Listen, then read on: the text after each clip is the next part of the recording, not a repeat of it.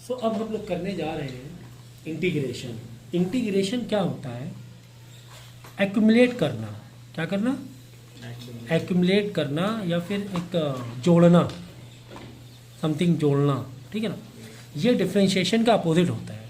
Differentiation क्या होता है? एग्जाम्पल के तौर पे जैसे ग्राफ अगर मैं बताऊँ, सारी चीज़ें ग्राफ से आती हैं। जैसे कोई स्पीड है, वो वेरी कर रही है। तुम यहाँ से लखनऊ गए कानपुर से, सेम स्पीड पे जाओगी सामिया? नहीं जा पाओगी। जा पाओगी? नहीं जा पाओगी। कहीं कम कहीं पे ज़्यादा, तो वेलोसिटी है और ये टाइम है। तो कहीं पर तुम्हारी वेलोसिटी थी ज़्यादा, कहीं पे कम, कहीं पे और स्पीड तुमने बढ़ाई, कहीं पे और घटाई, है ना? कुछ इस तरीके से वेलोसिटीज़ में वेरिएशन था। अब सवाल यही था कि ओवरऑल अगर आपको टाइम वीटी ग्राफ अगर आपको याद हो क्लास 9th में, हम लोगों अब अगर एक कॉमन वेलोसिटी दी जाती, क्या दी जाती? एक कांस्टेंट वेलोसिटी दी जाती। तो कांस्टेंट वेलोसिटी अगर दी जाती, वो वेलोसिटी दी जाती अगर दी जाती, अगर लिख दें क्या? अगर। सो टोटल डिस्टेंस फाइंड करना बहुत इजी होता।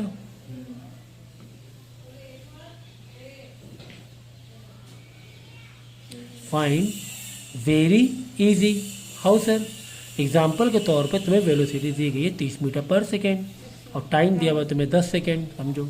अब बोला कि टोटल डिस्टेंस पता करो, तो distance is equal to v into t डाल देंगे। V is equal to distance upon time होता है, टाइम इधर मल्टीप्लाई होगा, तो 30 इंटू 10 डाल देंगे और आ जाएगा कि टोटल हमने जो डिस्टेंस किया है वो 300 मीटर कवर किया है। यहाँ तो अच्छा लग रहा था, यहाँ पर अच्छा लग रहा था। सवाल वही है कि अगर तुम्हें वेलोसिटी वेरिएबल, क्योंकि यहाँ पर तो पूरा का पूरा 10 सेकेंड हमने सेम वेलोसिटी दिखा है, 30 मीटर पर सेकेंड दिखा है, पूरे 10 सेकेंड 30 वेलोसिटी। अब इधर आ जाओ, 30 सेकेंड से 30 वेलोसिटी, हर सेकेंड में वही सेम वेलोसिटी है। कोई दिक्कत नहीं हुई, हमने डाल दिया। अब सवाल ये कि वेलोसिटी यहाँ पर तो बदल रही है सर, एक्सेलरेशन वाला भी यहाँ पे नहीं लग सकता है। अगर ग्राफ ऐसा होता, चलो अगर वेलोसिटी ऐसे भी होती तो भी काफ़ी हद तक के ठीक था। ये वेलोसिटी है, ये टाइम है। क्या करते हैं हम लोग? फाइनल वेलोसिटी v, ये इनिशियल वेलोसिटी है, यहाँ से एक्सेलरेशन डालते हो। वेलोसिटी का एक फॉर्मूला है ना हमारे पास, v is equal to u t plus half a t. कौन सा फॉर्मूला थे?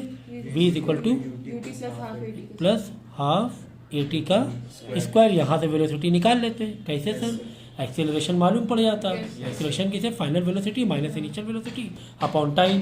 फाइनल समझो है 50 मीटर, इनिशियल तो 0, बिल्कुल ब्रेक से रेस्ट से स्टार्ट किया था, तो final minus initial upon time. A आ जाता, टाइम हमें पता है, समझो 10 सेकेंड 20 सेकेंड जो भी है, यू 0 है तो 0 टर्म हो जाता, छोड़ दो। और वेलोसिटी हमारी आती है एक्सेलरेशन पर। यहाँ तक अगर स्ट्रेट लाइन होती तो भी हमें कोई दिक्कत ना होती, ठीक है ना? और स्ट्रेट लाइन में टोटल डिस्टेंस निकालने का एक और तरीका है हमारे पास। एक और तरीका क्या है? Under cover area under curve निकाल लो, एरिया अंडर कर्व निकाल लो। देख लो, हाफ इंटू ये ट्राइंगल है ना, बेस क्या है? टाइम है। हाइट क्या है? वेलोसिटी है। हाँ, ये पूरी वेलोसिटी वाली लाइन है। Half into t into v, या half into base into height. तो यहाँ पर भी वही चीज़ हो रही है एक्चुअली में। यूटी तो ये 0 हो जाएगा, यू 0 है। हाफ ए टी का जो स्क्वायर हो रहा है वो यही हो रहा है।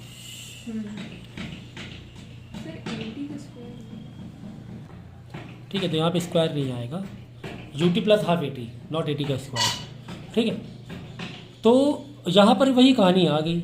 देखो एक्सेलरेशन तुम निकालोगे v minus you by T. v by T है, यू तो 0 है ना, इनिशियल क्या है? 0 है, तो v बाई टी आया कि नहीं आया? Yes sir. ठीक है ना? ठीक है, तो एक ही जगह तुम यहाँ पे क्या डालोगे? v बाई टी, एक टी से एक टी कैंसिल हो गया, फॉर्मूला निकालो ज़रा। ठीक है, तो यहाँ से ये तुम्हारा टी से टी कैंसिल हो जाएगा और v इंटू टी आ जाएगा। ठीक है। तो ये हम लोगों ने क्लास 9th में पढ़ा था, एरिया अंडर कर्व जो होता है वही टोटल डिस्टेंस कवर्ड होता है, वही टोटल, ठीक है ना, 80 का स्क्वायर ही होगा, एक टी से एक टी कटेगा, वी इंटू टी वापस आ जाएगा। ये एरिया ऑफ ट्राइंगल हो गया, ये क्या हो गया, एरिया ऑफ ट्राइंगल। ठीक है, अब यहाँ पर तो स्ट्रेट लाइन थी, यहाँ पर तो हमें कोई दिक्कत नहीं है। सवाल वही क्या, अगर ये जो वेरिएबल्स है इसका एरिया कैसे निकालोगे? अगर रेक्टेंगल होता, अगर ट्रेपेजियम होता, अगर स्क्वायर होता, अगर ट्राइंगल होता तो हम तो एरिया निकाल लेते, लेकिन यहाँ पर तो एरिया निकालना मुश्किल है। एरिया निकालना मतलब एक टोटल डिस्टेंस निकालना। तो अब इसका करने का एक तरीका बताया गया है, एक मेथड बताया गया है, इंटीग्रेशन। हम इसमें क्या करते हैं, पहले एक पार्ट काट लेते हैं, काइंड ऑफ डिफरेंशिएशन ना, dx। हाँ, ये dx हमने एक छोटा सा पार्ट काट लिया। अब यहाँ इस छोटे से पार्ट के लिए तो ये तो एक स्ट्रेट जैसी दिख रही ना लाइन, ये तो है ही स्ट्रेट। जो कर्व जो दिख रही थी छोटे से पार्ट में तो स्ट्रेट जैसा ही हो गया, it is kind of no rectangle. छोटे टुकड़ों काटा, फिर ऐसे हजारों स्ट्रिप को काट लो, ऐसे, फिर ऐसे लेंथ सबकी बदल जाएगी, ऐसे। अब देखो ये थोड़ा ट्रेपेजियम जैसा है, कोई बात नहीं, ट्रेपेजियम का एरिया लगा दी, ट्रेपेजियम का एरिया मालूम है ना। फिर ऐसे ऐसे हजारों टुकड़े काट लेंगे, तो एक का डिफरेंशिएट, एक इंस्टेंटेनियस पहले टुकड़ा काटेंगे dx, ये पूरी लेंथ समझो x है, ठीक है, समझो ये क्या है, x एक लेंथ है, ठीक है ना, चलो ठीक है, x एक लेंथ है, ठीक है ना। फोर्स वाला ले लो, फोर्स इंटू डिस्टेंस, तो वर्क आ जाएगा, ये फोर्स इंटू डिस्प्लेसमेंट वर्क आ जाएगा, है ना। फोर्स इंटू, देखो फोर्स ये लेंथ, अब देखो length into breadth, length into breadth, तो फोर्स इंटू डॉट dx, तो यही हो गया तुम्हारा वर्क। अगर वर्क को इसको हम अज्यूम करें, समझें, अब ये सारे टुकड़ों को जोड़ देंगे, टोटल एरिया आ जाएगा, इसका एरिया, इसका एरिया, इसका एरिया, इसका एरिया और भी है। तो इसी का एक कॉन्सेप्ट है इंटीग्रेशन। इंटीग्रेशन मतलब सारे डिफरेंशिएशन वाले पार्ट को ज्वाइन कर देना, सारे डिफरेंशिएटेड पार्ट को ज्वाइन कर देना। तो जो भी हमने डिफरेंशिएशन जो भी सीखा है उसी का अपोजिट इंटीग्रेशन होता है। एग्जाम्पल के तौर पर अगर हम डिफरेंशिएशन को थोड़ा सा याद करें, अगर याद करें तो समझो कि अगर एक्स स्क्वायर है तो एक्स स्क्वायर डिफरेंशिएशन कैसे करते थे, याद है? एक ये जो 2 है ना आगे ले आते थे और एक पावर माइनस कर देते थे, यानी 2x हो जाता था, या 3x की पावर 4 है, इसको डिफरेंशिएशन कैसे करते थे? 3 तो अलग ही कर देंगे, वेरी गुड, ये 4 आगे आ जाएगा और x का 4 - 1 हो जाएगा, 3 × 4 12, x की पावर 3, सही ना, यही करते थे डिफरेंशिएशन। इंटीग्रेशन इसी का अपोजिट होता है। ये तो डिफरेंशिएशन में एक छोटा टुकड़ा काटना, छोटा टुकड़े का इंस्टेंटेनियस पार्ट, तो इंटीग्रेशन इसी का उल्टा होगा। एग्जाम्पल के तौर पे तुम्हारे पास दिया हुआ है 12x³, देखो 12x³ को वापस देखो कैसे आएगा, देखो इसमें क्या करना होता है, जिस तरह पावर माइनस करनी, इसमें पावर से 1 माइनस करना होता है, इसमें प्लस करना होता है, तो 3 + 1, और ये जो 12 इसको वैसे की वैसे रख दो, कांस्टेंट को छोड़ना नहीं, इसमें भी कांस्टेंट नहीं छोड़ना था, वैसे रखा। और ये जो 3 + 1 है यही डिवाइड में भी आ जाएगा, 3 + 1, 12 तो बिल्कुल अलग ही रख दो। अब जो 3 + 1 किया वही नीचे लिख दो, तो फाइनल कितना आ जाएगा, 12x की पावर 4 डिवाइड बाई 4, 4 3 12, देखो 3x4 आया कि नहीं आया, ये देखो आया कि नहीं आया। ये है डिफरेंशिएशन, एक बेसिक मैंने बताया है कि कम से कम क्लास 11 के लिए थोड़ा बहुत तो तुम्हारा मसला हल हो जाए कि इंटीग्रेशन कैसे करते हैं, ठीक है। एग्जाम्पल के तौर पे अगर हो तुम्हारे पास, चलो 2-3 दे क्या, अगर x है इसको इंटीग्रेट करना है, इंटीग्रेट की बात हो रही है, डिफरेंशिएशन पहले मैं बता चुका हूँ।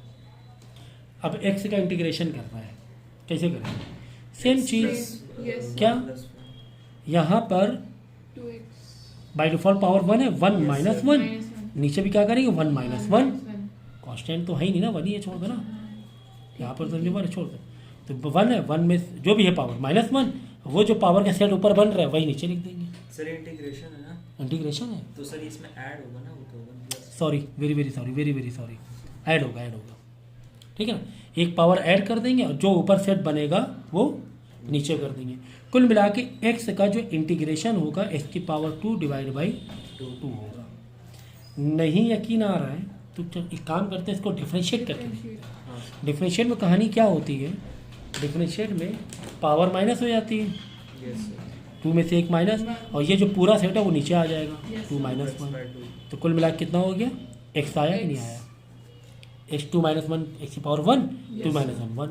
ये देखो x आ गया कि नहीं आ गया। तो इंटीग्रेट किया वापस हमने डिफरेंशिएट कर दिया, सेम आया कि नहीं आया पलट यस के, सर सेम आ गया पलट के, सेम आ गया।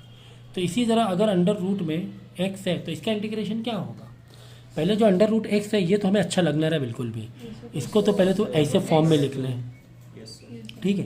क्या कर रहे हैं हम लोग, इंटीग्रेट कर रहे हैं।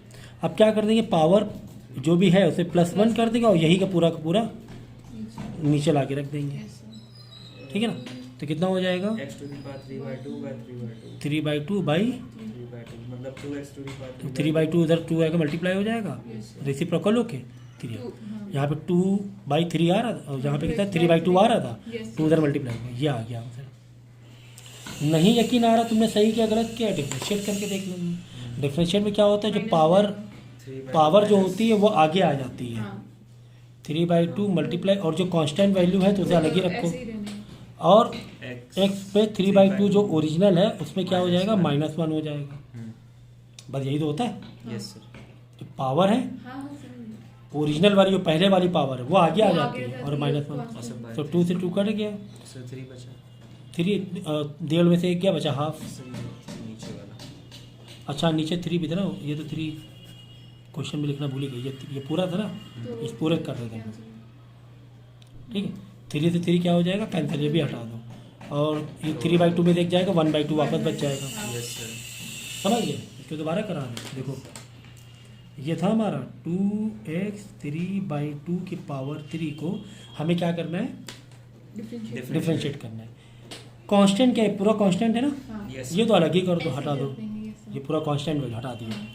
अब 3/2 को आगे ले आएंगे, पावर को आगे ले आएंगे, और पावर में से 1 माइनस कर देंगे, मुझे यही तो कहानी थी, यस सर यही कहानी थी ना। तो 3 से 3 कर गया, 2 से 2 कर गया, इसके पावर 1/2 आ गई, ठीक है, इसकी पावर 1/2 आ गई। सिर्फ एग्जाम्पल के तौर पे जैसे यहाँ पे फोर्स तुम्हें दिया हुआ है, और फोर्स क्या कर रही है, वेरी कर रही है। फोर्स क्या कर रही है, वेरी। कभी तुमने उस कोई बॉक्स पे तुम सरका रहे हो, कभी फोर्स तुम ज़्यादा लगा रहे हो, कभी तुम कम लगा रहे हो, कभी ज़्यादा लगा रहे हो, कभी कम लगा रहे हो, फोर्स वेरी कर रही है। तो फ़र्क तुम कैसे निकालोगे, फोर्स इंटू डिस्प्लेसमेंट। तो फोर्स तो तुम्हारी कांस्टेंट है ही नहीं, तुम्हारी कांस्टेंट कहाँ है, समझो यहाँ पे है 5 न्यूटन, यहाँ पे है 10 न्यूटन, और यहाँ पर है 15 न्यूटन, और यहाँ पे 20 न्यूटन। कभी 5 न्यूटन लगा रहे हो, कभी 10, फिर कभी यहाँ पर कम, फिर यहाँ पर ज़्यादा, कभी 20 न्यूटन भी लगाया तुमने। तो तुम्हारा फोर्स यहाँ पर वेरी कर रहा है, तो तुम कैसे वर्क निकाल पाओगे। और ये तुम्हें समझो 2 से, और तुम्हें वर्क निकालना है, चलो 2 से 6 के बीच में वर्क निकालना है, कि 2 मीटर से 6 मीटर के बीच में जो तुम शुरू से कर रहे हो, लेकिन वर्क कितने का निकालना है, 2 से 6 के बीच में तुमने जितना फोर्स लगाया उतना वर्क बताओ। अब 2 से 6 के बीच में भी तो वेरी कर रहा है फोर्स, यस सर तो यहाँ पर हम कॉन्सेप्ट लगाएंगे इंटीग्रेशन का, और तुम्हें फोर्स का एक वैल्यू दिया होगा कि वो जो वेरी कर रहा है समथिंग समथिंग समथिंग ऐसे दिया हुआ है, कि फोर्स तुम्हें दिया हुआ है, फोर्स दिया, कितना दिया हुआ फोर्स, समझो फोर्स तुम्हें दिया हुआ है 3x की पावर 4, ये दिया फोर्स, यानी x के ऊपर वेरी कर रहा है फोर्स। कोई बात नहीं, हमें कॉन्सेप्ट मालूम है, हमें इंटीग्रेशन का कॉन्सेप्ट मालूम, हम इंटीग्रेशन कर देंगे, इंटीग्रेशन करके पूरी फोर्स निकालेंगे। तो अब देखो यहाँ पर इंटीग्रेशन एक डेफिनेट इंटीग्रेशन है, हमें 2 से 6 लिमिट दी गई है। तो अब हम क्या करेंगे, कुछ ऐसा फॉर्मूला लेंगे, work is equal to integration, कहाँ से 2 से 6 निकालना है, 2 से 6 के बीच में फोर्स डॉट dx, मतलब छोटे छोटे dx स्ट्रिप काटी हुई है हमने, फोर्स डॉट dx, ठीक है। चलो लगाओ इंटीग्रेशन, 2 से 6 के बीच में फोर्स कितना दिया हुआ है, 3x की power 4 dot dx। Okay sir, चलो अब इधर मैं कर रहा हूँ, ठीक है। तो 3x कुल मिला के 3x4 को देखो, x है ना, डॉट dx, यानी कि x के टर्म में इस पूरे को डिफरेंशिएट करना है ना, x आ गया ना, ठीक है। हमें पता है कि कांस्टेंट, तो अब हम इसको डिफरेंशिएट करने की कोशिश कर रहे हैं, डिफरेंशिएट करेंगे तब ये वाला ब्रैकेट डालना है, यहाँ पे लिखो लोअर लिमिट, यहाँ पे लिखो हायर लिमिट। 3 तो अलग ही कर दो, अलग कर दिया। x4 को डिफ्रेंशिएट करेंगे तो इंटीग्रेट करेंगे तो एक पावर क्या हो जाएगी, ऐड हो जाएगी 4 + 1, यही अपॉन में 4 + 1 नीचे आ जाएगा। Okay sir, so now 3 × x⁵ divide by 5, कहाँ से कहाँ तक है, 2 के से लेकर 6 तक। अब इसके बाद अब जहाँ जहाँ तुम्हें x दिख रहा है, एक बार हायर लिमिट डालेंगे और एक बार लोअर लिमिट डालेंगे। चलो देखो 3x5 था डिवाइड बाई 5 है, ये ना 2 6। अब देखो 3 × x की जगह आप डालेंगे 6 ना, x के 6 डालेंगे, पावर जो है बाकी वैसे ही सजा दो वैसे ही सजा दो, माइनस फिर से करेंगे माइनस, फिर 3x में आप क्या डाल देंगे, 2 डाल देंगे, बाकी पावर जो लगी इसके ऊपर वैसे के वैसे ही अपॉन 5 बस। तो x की जगह जहाँ जहाँ तुम्हें पूरे इंटीग्रेशन में दिखे x, वहाँ 6 डाल दिया और एक बार माइनस करके एक बार 2 डाल दिया, वैसी फ्रेम कर दिया, same to same pattern copy कर दिया। अब हम सिंप्लीफाई करेंगे, हमारा वर्क आ जाएगा। हाँ, तो 6⁵ कर लो तो काफ़ी बड़ा काम आएगा। 1 2 3 4 5 अपॉन 5 माइनस 3 × 2 × 2 × 2 × 2 डिवाइड बाई 5। अब इसको सॉल्व कर लेना और आंसर आपका आ जाएगा। अगर 0 से 2 होता, 0 से 3 होता तो ये वाला पार्ट पूरा 0 ही बन जाता है ना। अगर यहाँ पे होता 0 कि भाई 0 से 6 के बीच में बताओ, तो यहाँ पे x में 0 डालते तो पूरा क्या आ जाता, 0 हो जाता, तो लोअर लिमिट कुछ बचता ही नहीं, जो भी होता है ये वाला वर्क होता, समझ गए। तो ये थी कहानी इंटीग्रेशन की। तो जिस तरह डिफ्रेंशिएशन करते हैं उसी का एग्जैक्टली अपोजिट हम लोग इंटीग्रेशन करेंगे। नहीं यकीन आ रहा है तो देखो 3x4 का इंटीग्रेशन क्या आया, 3x5/5 आया ना। 3x4 का इंटीग्रेशन क्या आया, 3x5/5। 3x5/5 को तुम क्या करो मालूम है, डिफ्रेंशिएट करके देख लो, अभी पता चल जाएगा। तो डिफ्रेंशिएट में हम लोग क्या करते हैं, पहले देखो 3 कांस्टेंट है उसे अलग ही कर दो, 3/5 अलग हटा दिया, पावर जो है वो सामने आ जाती है और मेन पावर जो दी उसमें से एक माइनस हो जाता है। यही तो करते हैं, हाँ सर यही करते हैं। 5 से 5 कट गया, ओके सर। 3x4 आया कि नहीं आया, कि नहीं आया। ये है तुम्हारा डिफ्रेंशिएशन। ये क्या है, ये डिफ्रेंशिएशन है। एक टुकड़ा काटा, एक टुकड़ों को मिलाना है तो इंटीग्रेशन। तो ये हमने बेसिक इंटीग्रेशन बताया है। ऐसे फॉर्मूले तो हज़ारों से सैकड़ों एक्स का हम लोग करते डिफरेंशिएट तो वेलोसिटी वाला आता था, वेलोसिटी करते थे तो एक्सेलरेशन आता, तो मतलब उसका पूरा उल्टा ही होगा इंटीग्रेशन। ठीक इसी तरीके से जैसा कि मैंने कहा, अगर हम इंटीग्रेशन, चलो यहाँ पर डिफ्रेंशिएशन कर लें, यहाँ पे इंटीग्रेशन का छोटा सा चार्ट बना लें, थोड़ी बहुत चीज़ें पता ही चल गए। एग्जाम्पल के तौर पे अगर यहाँ पे x होता है तो इसका डिफ्रेंशिएशन क्या होता, x का डिफ्रेंशिएशन क्या होता, x to the power x का डिफ्रेंशिएशन 1 होता है। 1 - 1 0, तो 0 का मतलब वही 1 होता है। तो ठीक इसी तरीके से चलो, तो x का इंटीग्रेशन क्या होगा, इसका डिफ्रेंशिएशन 1 है, x की पावर 2/2, 1 + 1/2 2। ओके, तो अच्छा कोई अगर कांस्टेंट नंबर है उसका डिफ्रेंशिएशन अकेला, अगर कांस्टेंट नंबर है अकेला तो इसका डिफ्रेंशिएशन क्या होता है, 0 होता, x का 1 होता है।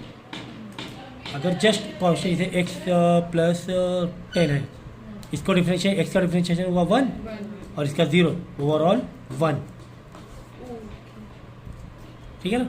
10x है तो अलग चीज़ होती है, 10 अलग कर देता है। अगर वेरिएबल के साथ में है तब 0 नहीं होगा, 10 को 0 मत कर देना, 10 अलग। एक कांस्टेंट है, इसका डिफ्रेंशिएशन 0 होगा। सारे सवालों का जवाब है मेरे पास। चलो अच्छा सवाल था कि कांस्टेंट नंबर का, हमने क्या कहा, कांस्टेंट नंबर का डिफ्रेंशिएशन 0 होता है।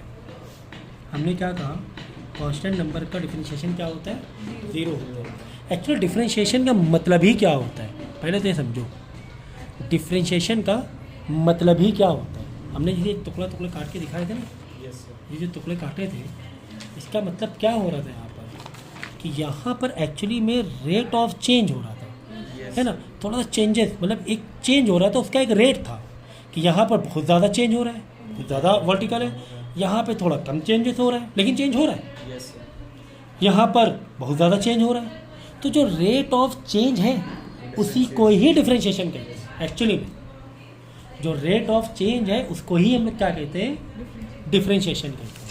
तो अब वह बात वही है कि कांस्टेंट नंबर का सर डिफरेंशिएशन 0 क्यों है, ये सवाल था इस अध्याय का, इसका जवाब हम देंगे। देखो, तो डिफरेंशिएशन का मतलब होता है rate of change, rate of दरवाजा चेंज, ये हो गया डिफरेंशिएशन। ठीक है, अब रेट ऑफ चेंज, डिफरेंशिएशन का मतलब ही होता है रेट ऑफ चेंज। तो हम ये बताने जा रहे थे कांस्टेंट में 0 क्यों आ रहा है। जैसे ये y है, ये x है। अब जैसे कि तुम्हें दे दिया कांस्टेंट नंबर 10 हुआ, तो ये कांस्टेंट है ना, कांस्टेंट की स्लोप क्या बनेगी, अगर तुम्हें बोल दिया जाए y = 10, इसको लाइन कैसे बनाओगे, ऐसे ही तो बनाओगे, यस सर। ऐसे पैरेलल बना दोगे। तो क्या कोई रेट ऑफ चेंज हो रहा है, अप डाउन हो रहा है क्या, no sir. Rate of change मतलब y में अप डाउन होना, तभी तो 0 आंसर लिखते हैं हम लोग कांस्टेंट में डिफरेंशिएट करने, तभी 0 लिखते हैं कि यहाँ पर कुछ भी अप डाउन नहीं हो रहा है।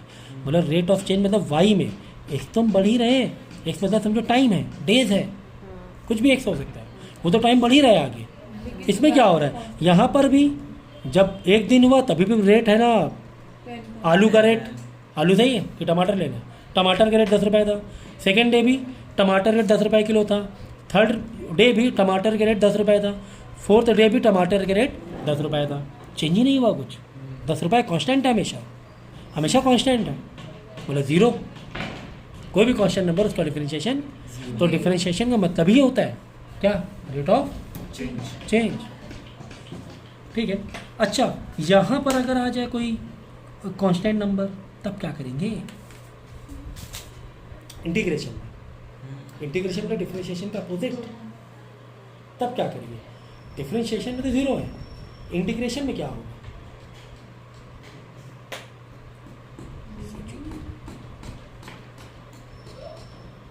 क्या इंटीग्रेशन में 10x नहीं होगा, ऐसा मुझे लग रहा है। सोचो अगर 10x को मैं डिफरेंशिएट करूं, तो सर 10 अलग कर दो और इसका डिफरेंशिएशन 1 होता है, 10 हुआ कि नहीं हुआ, यानी कि 10 कोई भी नंबर है तो आगे x लगा लो, तो उसका हुआ है, इंटीग्रेट करिए कैसे, इंटीग्रेट करते दिया 10x, मतलब इसको करने को मतलब 1 का जो होता है 1 वो होता है x, अगर 1 को इंटीग्रेट करेंगे तो उसका हो जाएगा x। हाँ भाई, x का 1 है तो 1 का क्या होगा x, समझ लो 10 × 1 है, 10 × 1 है, 10 × 1 10, और 0 का क्या 0, अब हाँ ये तुम कह सकते हो एग्जाम्पल के तौर पे, चलो अगर यहाँ पे x + 10 है तो इसका डिफरेंशिएशन क्या होगा, x का 1 + 10 + 10 है, 10 + 0 कुल मिला के 1 होगा। Okay. अब यहाँ पे सर वही बात है कि x होगा, यहाँ तो 1 का x + 10 है, यानी कि यहाँ पर क्या x + 10, 10x नहीं, x + 10 का 1 है, मैंने कहा अपोजिट होता है, x + 10 का 1 है तो 1 का क्या होगा x + 10 10, अगर 20 होता तो 30 40 50 क्या है नहीं मालूम हमें, तो लगाओ तो +c 1 का, यानी कोई भी कांस्टेंट नंबर का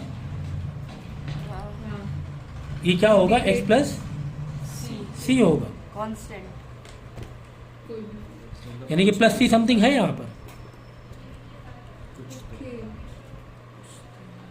तो 10 का 10x + c, 1 का 1x + c, यस इंटीग्रेशन, हमेशा लगाएंगे, हाँ +c नहीं पता ना हमें, यहाँ 10 गैप हो गया था ना, यहाँ पे नहीं लगाएंगे, यहाँ पे क्या है, प्लस 0 हो गया ना, 10 का 0 हो गया। 1000 होता तो भी 0 होता, हमें नहीं मालूम। यहाँ पर भी हो सकता है ना, 10x भाई 10x प्लस सी को तुम 10x प्लस सी को तुम ये करो डिफ्रेंशिएट, 10x 10x का क्या 10 होगा प्लस 0, सी का 0, कोई भी कांस्टेंट में 0, तो 10 आया कि नहीं आया? Still, हाँ still.